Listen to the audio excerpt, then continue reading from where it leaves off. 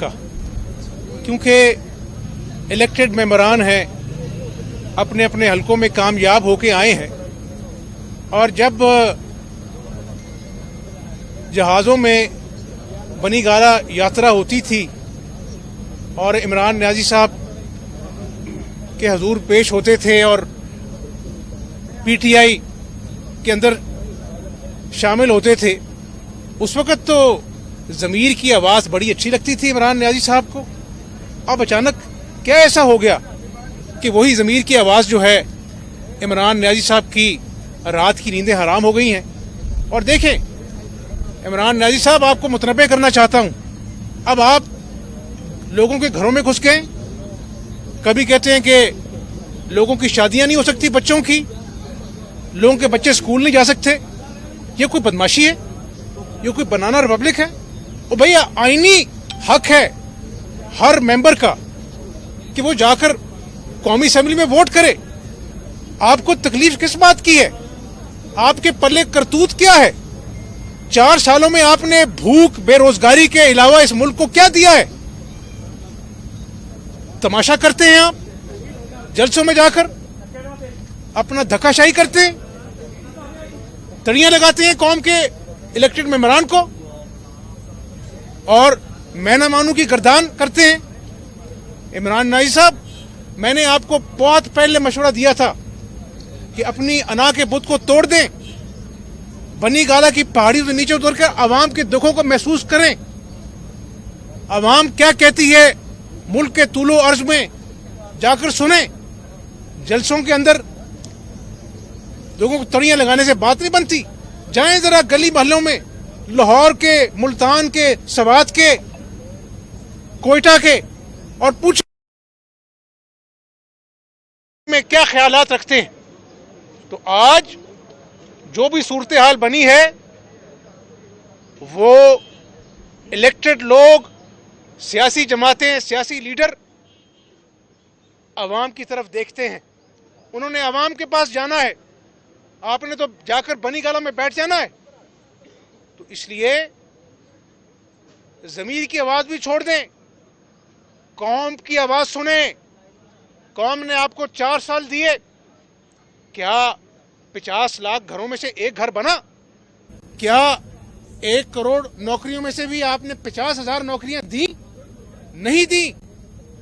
नया पाकिस्तान का नारा लगाने वाले, क्या आपने इस्लाहात करनी थी, इंतखाबी इस्लाहात करनी थी? खुद आप इलेक्शन कमीशन के कवानीन की धज्जियां उड़ाते हैं, आपको नोटिस मसूल होते हैं और ढिठाई से आप जमे रहते हैं और बार बार वही काम करते हैं। क्या आपने अभी फॉरेन फंडिंग केस में जो इलेक्शन कमीशन की स्क्रूटनी कमेटी है, क्या उसका जवाब देना मुनासिब समझा? रोज इल्तवा की दरखास्त डाल देते हैं। क्या कौम ने छोटा सा सवाल किया? आप तो नवाज शरीफ से एवन फील्ड का सवाल करते हैं, आप शहबाज शरीफ से मनी लॉन्ड्रिंग का सवाल करते हैं, सबूत आपके पल्ले कुछ नहीं है।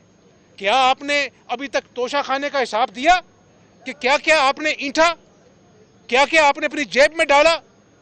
फिर आप कौन से सादिक अमीन होने का दावा करते हैं? ये कौन सी रियासत से मदीना है जहां पर गरीबों की झोंपड़ियां गिरा देते हैं आप दिन दिहाड़े, और अपने बनी गाला के महल को आप, नाजायज तजावजात को आप अपना जो है वो एक जुम्बिश कलम के साथ रेगुलराइज करवा देते हैं। इमरान नियाज़ी, आप बुरी तरह बेनकाब हो चुके हैं और मैं एक सियासी वर्कर हूं। मैं कौम को बताना चाहता हूं कि इसमें सियासी जमातों का रोल, पाकिस्तानी अवाम का रोल तो होगा, लेकिन सबसे पहले अल्लाह की लाठी बड़ी बेआवाज़ है। जब आप कहते थे ना कि मैं इसको अंदर कर दूंगा, मैं फलां को अंदर कर दूंगा, मैं इसको घसीटूंगा, तो अल्लाह देख रहा था कि आप तकब्बुर के नशे में क्या क्या बड़े बड़े बोल बोलते थे। इमरान नियाज़ी, अगर मैं मुखलिसाना मशवरा दूं तो आप आज सियासी पकड़ में बाद में हैं, पहले आप अल्लाह की पकड़ में हैं। अल्लाह से डरें, इस मुल्क पर रहम करें। इस मुल्क ने 4 साल आपकी बदतमीजी को, आपके झूठों को, आपके झांसों को बर्दाश्त किया। अब कौम के सब्र का पैमाना लबरेज हो चुका है।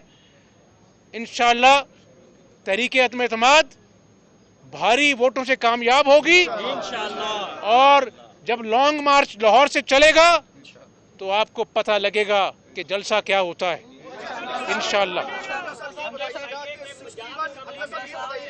باری باری باری باری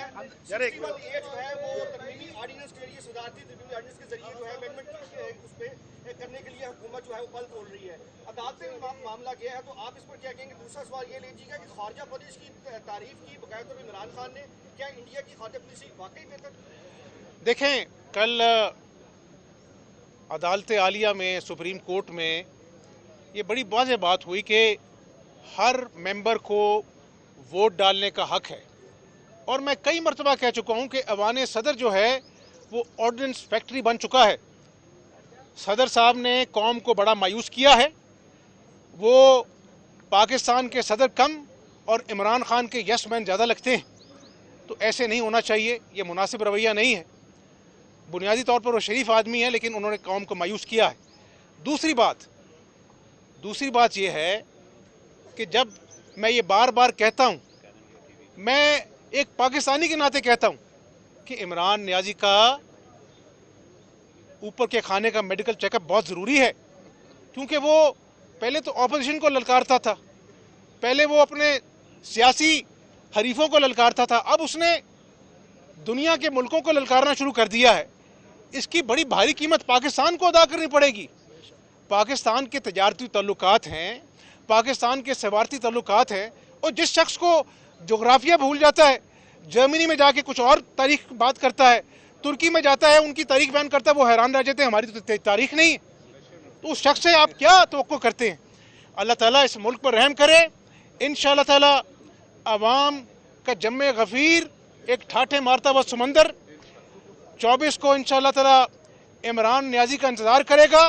اور عمران نیازی، تم نے جتنی اننگ کھیلنی تھی کھیلنی، تم نے جتنے یارکر مارنے سے مار لیے، اب اپوزیشن گگلی کرائے گی اور انشاءاللہ تعالیٰ تم کلین بول. تیری جرات کو سلام ہے، سلام ہے.